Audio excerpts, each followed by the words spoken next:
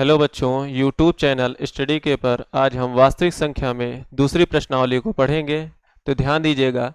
अब हम इस पे सवाल पे चलते हैं। पहला सवाल है, इसमें दिया हुआ है नीचे दिए गए कथन सत्य है या असत्य। क्या पूछ रहा है कि दिए गए कथन सत्य है या असत्य। तो और इसमें पूछ रहा है कि इनके कारण के साथ हमें उत्तर देना है। हमें इसमें दो चीजें बतानी है। पहली चीज तो हमें सत्य और असत्य को बताना है और इसमें कारण को बताना है। ध्यान दीजिएगा, इसमें पहला प्रश्न है, प्रत्येक अपरिमेय संख्या एक वास्तविक संख्या होती है। ध्यान दीजिएगा, इसमें पूछ रहा है कि प्रत्येक अपरिमेय संख्या एक वास्तविक संख्या होती है। तो ये सत्य है कि असत्य। तो ये हमारा उत्तर होगा कि ये सत्य है। क्या है? ये सत्य है। अब इसका हम कारण बताते हैं। ये कारण में हम बताएंगे कि वास्तविक संख्या में अपरिमेय संख्याएं सम्मिलित होती हैं। कि वास्तविक संख्या में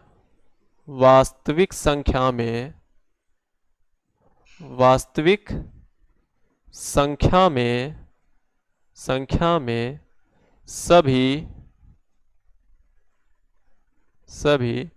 अपरिमेय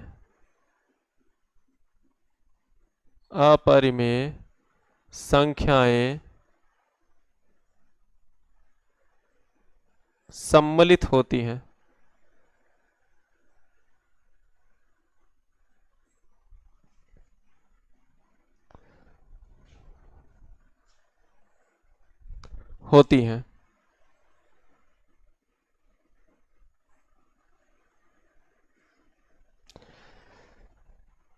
अब हम दूसरे प्रश्न पे ध्यान देते हैं कि संख्या रेखा का प्रत्येक बिंदु रूट m के रूप का होता है, जहां m एक प्राकृत संख्या है। हमसे क्या पूछा कि संख्या रेखा किस पे? संख्या रेखा। तो ध्यान दीजिएगा, ध्यान दीजिएगा, इसमें पूछ रहा है संख्या रेखा का प्रत्येक बिंदु रूट m के रूप का होता है, जहां m एक प्राकृत संख्या है। तो ये हमारा सत्य होगा कि असत्य? तो ये हमें असत्य प्राप्त होगा। तो ये असत्य है। तो इसके कारण में हमें बताना होगा। तो कारण में हम क्या बताएंगे? चूंकि संख्या रेखा में ऋणात्मक और धनात्मक दोनों संख्याएं होती हैं, इसलिए इसमें प्रत्येक बिंदु एक वर्गमूल के रूप का नहीं प्राप्त होगा। तो हम इसमें कारण में लिखेंगे संख्या रेखा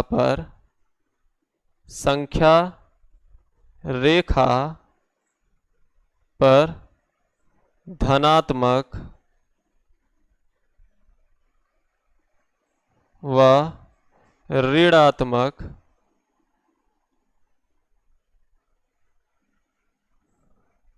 दोनों संख्याएं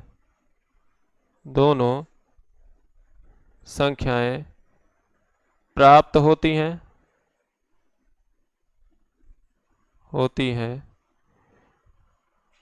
इसलिए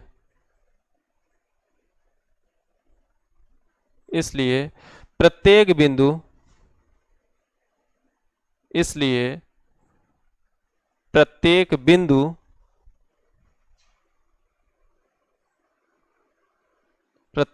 बिंदु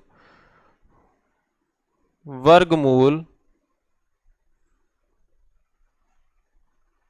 नहीं प्राप्त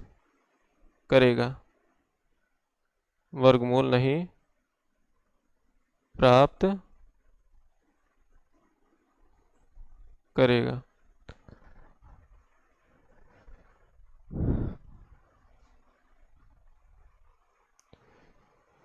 अब हम तीसरे प्रश्न पे ध्यान दीजिएगा। तीसरे प्रश्न पे चलते हैं। तो इसमें पूछ रहा है कि प्रत्येक वास्तविक संख्या एक अपरिमेय संख्या होती है। तो ये हमारा क्या होगा? असत्य। क्या होगा? असत्य होगा। अब इसका हम कारण बताएंगे।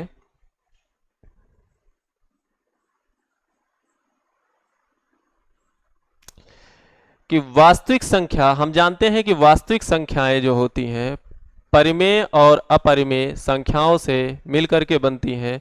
तो इसमें ये केवल कह रहा है कि वास्तविक संख्या जो केवल अपरिमेय है तो ये असत्य है। तो हम क्या बताएंगे कि वास्तविक संख्या में, वास्तविक संख्या में परिमेय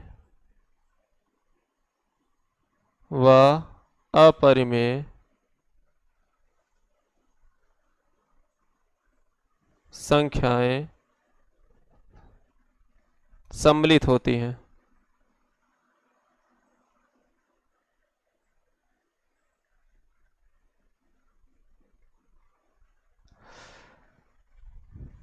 अब हम चलते हैं नेक्स्ट क्वेश्चन पे।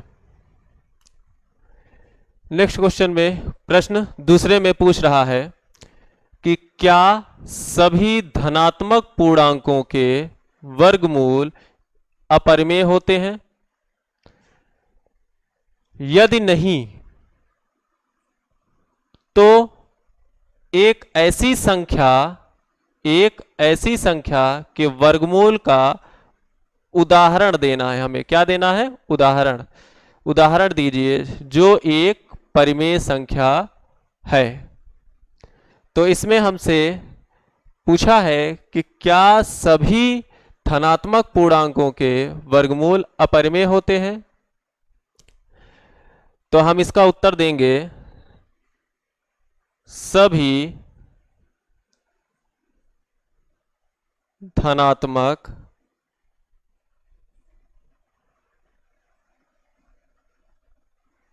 पूर्णांकों के वर्गमूल अपरिमेय नहीं होते।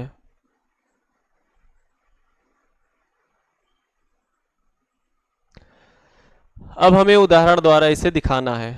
हम ले लेते हैं कि धनात्मक संख्याएं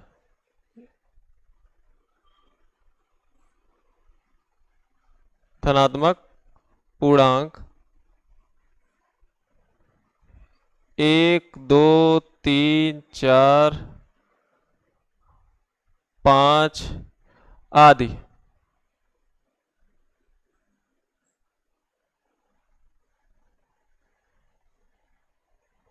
को लेने पर अब हम क्या करेंगे, इनका हम बारी बारी से वर्गमूल निकालते हैं। तो ध्यान दीजिएगा, हम एक का वर्गमूल निकालेंगे तो एक का वर्गमूल क्या होता है? एक। क्या होता है? एक। तो ये एक क्या है? ये परिमेय है कि ये परिमेय? तो ये हमारी क्या कहलाएगी? परिमेय संख्या। क्या कहलाएगी? परिमेय संख्या। इसी प्रकार से √2 को हम निकालेंगे तो ये √2 तो √2 ही बनेगा, अर्थात ये क्या हो जाएगा? अपरिमेय संख्या। इसी प्रकार से हम √3 को निकालेंगे तो ये √3 ही बनेगा, तो ये भी क्या होगा? अपरिमेय संख्या।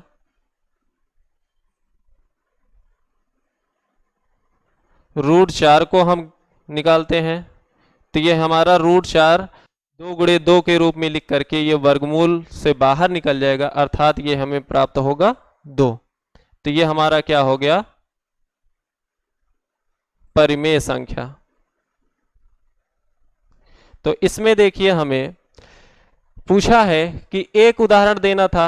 हमने इसमें देखिए कई सारे उदाहरण लेकर के हमने देखिए इसमें हमें मिला, पहला ये परिमेय मिला और दूसरा ये परिमेय मिला। तो हम इसे बताएंगे कि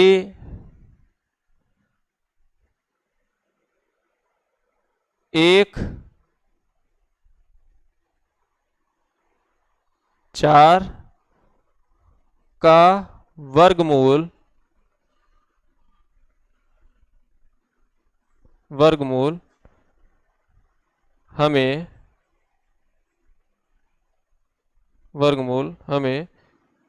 1 और 2 प्राप्त हुआ, जो कि क्या है, ये परिमेय संख्या है। क्या है ये? परिमेय संख्या है।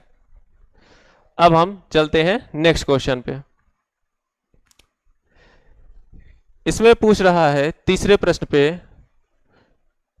कि दिखाइए कि संख्या रेखा पर √5 किस प्रकार निरूपित किया जा सकता है। हम इस पे क्या देख रहेंगे कि संख्या रेखा पर हमें किस पे दिखाना है? संख्या रेखा पर रूट की संख्या को दिखाना है। और ये रूट में कौन सी संख्या है? √5। तो इस पे हमको ये निरूपित करना है, अर्थात हमें प्रदर्शित करना है। तो हम क्या करेंगे, सबसे पहले इस पे संख्या रेखा की एक लाइन को हम खींच लेते हैं। एक लाइन को मैंने खींच लिया, सीधी लाइन को। अब इस पे हम क्या करेंगे कि यहां पे हम 0 को रखें। हम एक मानक दूरी को, पटरी से हम एक मानक दूरी को, कुछ दूरी पर बिंदु को रख देंगे। इसको जैसे पटरी में हमको गिनतियां दिखाई देती हैं 1 2 3 सेंटीमीटर में, उसी प्रकार से हम उसको कुछ दूर करके कि हमें जो है चित्र बनाने, इसको प्रदर्शित करना है, तो वो हमें चित्र बनाने के लिए गोला प्रकार की ज़रूरत पड़ेगी। उससे हम चित्र को बनाएंगे तो हमें कुछ स्पेस की ज़रूरत पड़ेगी। तो ध्यान दीजिएगा, तो हम इसलिए इस डिस्टेंस को हम थोड़ा सा बढ़ा करके लेंगे। तो जैसे 2 सेंटीमीटर या 3 सेंटीमीटर बराबर 1 इकाई को हम मानेंगे। इसी प्रकार से वही दूरी को हम यहाँ पर 2 मान लेंगे। इसी प्रकार से आगे हम 3 मान लेंगे। इसी प्रकार से हम 4 भी लेते जाएंगे। और इधर भी हम -1 और इधर हम -2 लिख लेते हैं। हम सबसे पहले क्या करेंगे कि इस पे हम किसी बिंदु को, हम इसको O नाम दे रहे हैं और इसको A नाम दे रहे हैं। जहां पर 1 लिखा है इसको हमने, इस बिंदु को A नाम दे दिया, और जहां पे 0 लिखा है उसे हमने O नाम दे दिया। अब हम क्या करेंगे इस पे कि OA बराबर, हम इसको मान लेते हैं, माना OA बराबर 1 इकाई। क्योंकि ये हमें कोई मात्रक नहीं लिया है, हमने केवल मान करके, इसीलिए हमने यूनिट को इकाई के रूप में रखा है। ना यहाँ सेंटीमीटर है, ना मीटर है, कुछ नहीं है। अब हम क्या करेंगे, इस पर गोला प्रकार से पेंसिल को लगा करके हम क्या करेंगे, यहाँ पर बिंदु जो ये A है उस पर हम एक 90 डिग्री अंश का कोण बनाएंगे। पहले हम यहां से रख करके पहला चाप लगाएंगे, गोला प्रकार की नोक यहां, फिर यहां पे पेंसिल से नोक लगाएं। नोक पे ये जो है ऐसे, जैसे ये गोला प्रकार है, यूं तरीके से हम इसको कट करेंगे। पहला चाप लगाया, फिर यहां से गोला प्रकार को यहां पे रखा और पेंसिल को यहां पे घुमा दिया, तो ये हमें यहां पे कट के मिलेगा। फिर इस प्रकार से हम ऊपर की ओर घुमा देंगे, यहाँ पे गोला प्रकार की नोक होगी और यहाँ से पेंसिल को यहाँ पे घुमा देंगे उसी डिस्टेंस से। यहाँ पे फिर हम यहाँ पे वही डिस्टेंस को हम यहाँ पे गोला प्रकार को रखेंगे और यहाँ से चाप लगा देंगे। तो ये हम इसको एक सीध पर ऐसे मिला देंगे, लाइन को हम खींच देंगे। अब हम ये हमें क्या प्राप्त हुआ, 90 डिग्री। क्या प्राप्त हुआ, ये 90 डिग्री। हम क्या करेंगे, इसको हमने क्या माना, 1 इकाई। क्या माना है, 1 इकाई। अब हम इस लाइन पे 1 इकाई बराबर डिस्टेंस को हम पेंसिल से नाप करके एक चाप लगाएंगे गोला प्रकार से यहां से, तो हमें कुछ दूरी पर ये कट करेगा। तो ये हमारा क्या हो जाएगा, 1 इकाई ये भी हो जाएगी। जब हम इस बिंदु को ओ से मिलाएंगे तो ये हमें √2 प्राप्त होगा। और यहां पे हम इस बिंदु को बी नाम रख दे रहे हैं। अर्थात ये ध्यान दीजिएगा, ये हमारा ट्रिग्नोमेट्री में हम पढ़ेंगे पाइथागोरस प्रमेय, उससे ये हम प्राप्त करते हैं कि √2 को। तो ध्यान दीजिएगा, अभी हमको पहुंचना कहां तक है, √5 पे। अब जैसी प्रक्रिया मैंने इधर की है, सेम प्रक्रिया वैसे हमको इधर भी करनी है। हम अच्छा, इसे प्राप्त किस तरीके से करें हैं, तो अब इसको हम सॉल्व भी यहां कर दे रहे हैं, आपको सॉल्व कर दे रहे हैं यहां पे। ध्यान दीजिएगा, पाइथागोरस त्रिभुज, समकोण त्रिभुज, समकोण त्रिभुज ओ ए बी में क्या है, इसमें ओ ए बी में पाइथागोरस प्रमेय कहता है कि सबसे बड़ी भुजा का वर्ग अन्य दो छोटी भुजाओं के वर्गों के योगफल के बराबर होता है। तो इसमें सबसे बड़ी भुजा कौन है, कर्ण होती है, ओ बी है, और दो जो छोटी भुजाएं हैं वो ओ ए और ए बी है। तो इन दोनों का वर्ग करेंगे, जोड़ देंगे तो ये इसके बराबर होता है। तो हम चेक करते हैं कि ये ऐसा है कि नहीं है। तो हम प्राप्त करते हैं किसका, कर्ण का वर्ग, मतलब ओ बी का वर्ग, ओ बी का वर्ग किस पे आएगा, ओ ए के वर्ग और ए बी के वर्ग के योगफल के बराबर होता है। अब हम इसे ज्ञात करेंगे। ध्यान दीजिएगा, ओ ए की जगह पे कितना माना था हमने, ओ ए जगह पे 1 इकाई, तो हम यहाँ पे 1 को रखेंगे, स्क्वायर लगाया, और ए बी बराबर भी हमने कितना चाप लगाया था ए से बी पर, मान करके 1 इकाई का, तो हम यहाँ पर रखेंगे 1 को, वर्ग हो जाएगा 1 का वर्ग 1, और ये 1 का वर्ग 1, और ये क्या हो जाएगा, O B square, O B square. 1 1 कितना होता है, 2 होता है, ओ बी स्क्वायर। ये स्क्वायर हट करके उधर जा करके क्या बन जाएगा, ये अंडर रूट बनेगा। अब हमें ध्यान दीजिएगा क्या प्राप्त हुआ, ओ बी बराबर √2 प्राप्त हो गया। अब इस प्रकार से हम √3 अब हम प्राप्त करेंगे। कैसे, यहां पर बिंदु बी पर हम 90 डिग्री बनाएंगे, जिस प्रकार से बिंदु ए पर बनाए थे। हम क्या करेंगे, यहाँ गोला प्रकार से यहाँ चाप लगाएंगे, फिर यहाँ से रखने के बाद यहाँ पे चाप लगाएंगे, फिर हम यहीं से यहाँ पे घुमाएंगे, चाप को लगाएंगे, फिर यहाँ से इधर की ओर चाप लगाएंगे। तो इनको हम आपस में ऐसे सीधी रेखा में हम खींच देंगे। ठीक है, अब हम क्या करेंगे, यहां से यहां तक जैसे हम एक इकाई को ए और बी को लिया गया था, चाप लगाया गया, उसी प्रकार से बी बिंदु से हम एक इकाई पे काट देंगे। तो ये भी हमारा क्या हो जाएगा, 1। यहां पे हम बिंदु सी को लिख देते हैं, इस बिंदु से ओ को हम इसको मिला देते हैं। तो ये हमें √3 प्राप्त हो जाएगा। ये क्या प्राप्त हुआ हमें, √3। इसी प्रकार से हम पाइथागोरस से इसको भी प्राप्त कर लेंगे, जिस प्रकार से इसको हमने प्राप्त किया है। तो ध्यान दीजिएगा, हम लिखेंगे समकोण त्रिभुज, इसका प्रूफ है ये, ध्यान दीजिएगा, समकोण त्रिभुज कौन सा है, समकोण त्रिभुज O B C, O B C में कर्ण का वर्ग, कर्ण कौन है, ओ सी, ओसी का वर्ग बराबर लंब और आधार ये है। तो चाहे लंब को पहले लिखो चाहे आधार को लिखो, जो आपकी इच्छा हो। ओ बी का वर्ग प्लस बी सी का वर्ग। ओ बी की जगह पे क्या हमें मालूम है, √2, √2 वर्ग लगा है, वर्ग लगा दिया। और BC की जगह पे कितना है, हमने 1 इकाई मान करके खींचा था चाप, तो ये हमारा 1 मान है इस पे। ये क्या हो जाएगा, इस स्क्वायर से रूट कैंसिल होकर के ये कितना प्राप्त होगा हमें, 2, और ये 1 का वर्ग क्या हो जाएगा, 1 प्राप्त होगा। अर्थात 2 1 3। तो ये किसका है? OC का वर्ग है। किसका है? OC। स्क्वायर हटेगा तो क्या बनेगा? ये OC इक्वल टू √3। अर्थात जो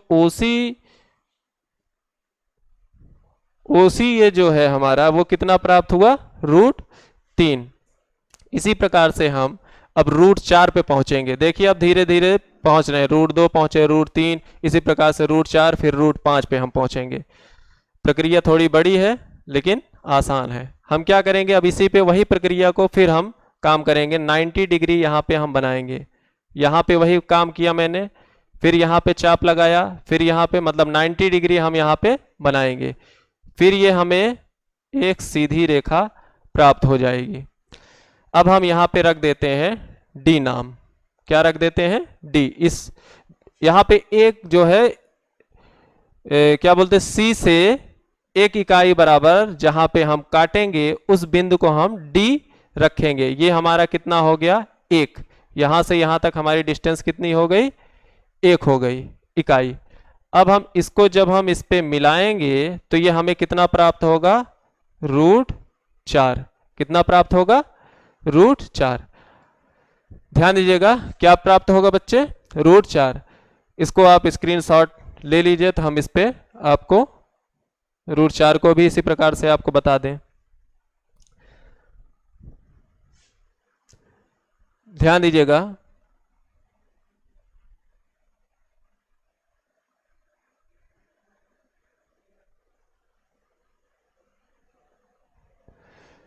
इसको हमको √4 को हमको प्रूफ करना है तो हम लिखेंगे समकोण त्रिभुज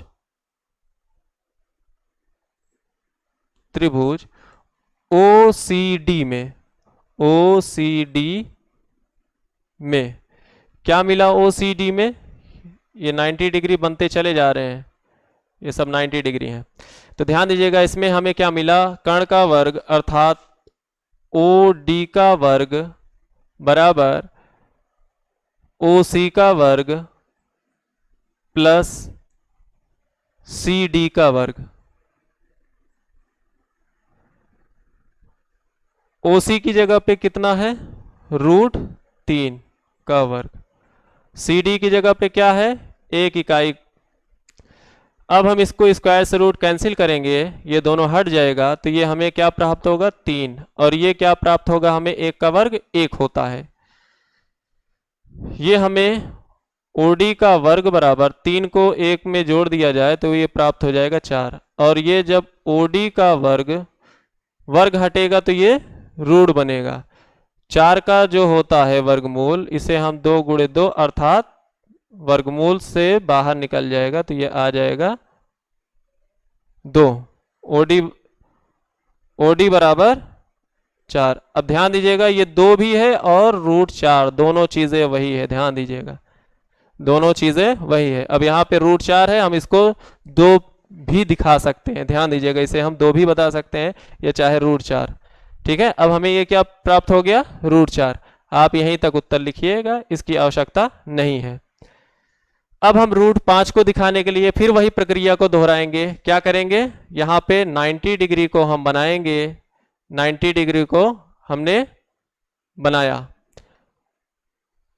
इस बिंदु पे। अब हम क्या करेंगे? 1 इकाई का चाप हमने लगाया तो इसको हम बिंदु E रख देते हैं। क्या? बिंदु E, जहां पे ये कटा हुआ है। अब हम इसको मिलाते हैं O से, और ये कितना हुआ? 1 इकाई। यहां से यहां तक डिस्टेंस कितनी है? 1 इकाई। ये हमें प्राप्त हो गया √5, जो हमें ये प्रश्न में पूछ रहा था। अब इतनी लंबी प्रक्रिया करने के बाद अब हमें प्राप्त हुआ √5। किस पे? संख्या रेखा पर। अब ध्यान देते हैं, इसको हम सॉल्व करते हैं। इस पे इसको भी आप स्क्रीनशॉट ले लीजिए या चाहे उतार लीजिए।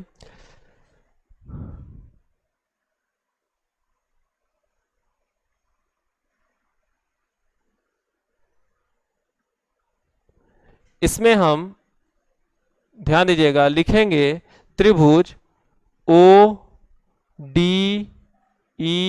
में कर्ण का वर्ग अर्थात OE का वर्ग बराबर क्या है? OD का वर्ग प्लस DE का वर्ग। OD की जगह पे √4 है, इसका वर्ग, और DE की जगह पे 1 है। स्क्वायर से रूट हट जाएगा तो बचेगा कितना, 4, और 1 का वर्ग 1 होता है, 4 1 5। ये क्या हुआ, OE का वर्ग। वर्ग हटेगा तो क्या बचा, वर्ग हटेगा उधर जाके रूट बन जाएगा, तो अर्थात हमें OE बराबर क्या प्राप्त हुआ, √5। क्या हुआ। अब हम क्या करेंगे, गोला प्रकार को यहां पे रखेंगे और पेंसिल को यहां पे रखने के बाद हम ऐसे इसको पूरा घुमा देंगे। क्या करेंगे, पूरा इसको हम घुमा देंगे, तो ऐसे ये हमारी जो है हमारे लिए ये चित्र प्राप्त होगा। अब यहाँ पे जैसे ये ई है, ई का ही ये क्या है, यहाँ पर इस बिंदु को ये जहां पर कट कर रहा है इसको हम ई डैश नाम रख देते हैं, या कोई और भी नाम रख सकते हैं, आपका मन है। तो ये हमें ये देखिए संख्या रेखा पर जो ये बिंदु प्राप्त हुआ, ये हमें कैसा प्राप्त हुआ, √5 के जैसा। तो ये हमसे ये प्रश्न पूछ रहा था, ये इसका सॉल्व है इतना। ये थोड़ा लंबी प्रक्रिया है, ध्यान दीजिएगा। इसको हम जब 2-3 बार लगाएंगे तो हमें अच्छे से तैयार हो जाएगा। तो अब हम आपसे नेक्स्ट वीडियो में मिलेंगे, तब तक के लिए धन्यवाद।